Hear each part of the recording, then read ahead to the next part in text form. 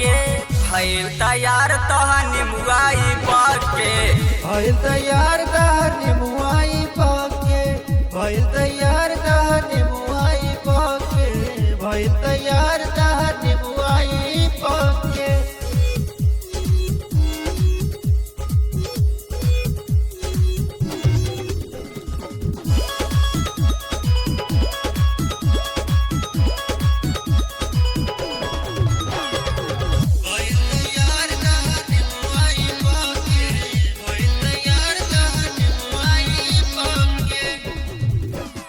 टोई के जांचे द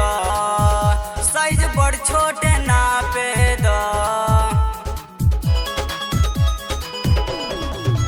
तनी टोई के जांचे द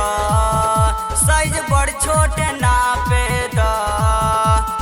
टाइट बाकी ढीला भइल बाटे लड़ा के भइल तैयार तहनी मुआई पके भइल तैयार तहनी मुआई पके भइल तैयार तहनी मुआई पके भइल तैयार तहनी मुआई पके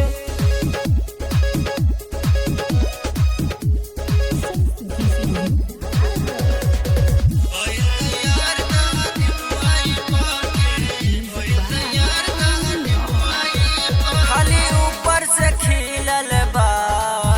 बाकी भीतर से गीजल बा खाली ऊपर से खिलल बा बाकी भीतर से गीजल बा रतिया में सूरज चढ़ल बा कस के भइल तैयार तहनी मुआई पके भइल तैयार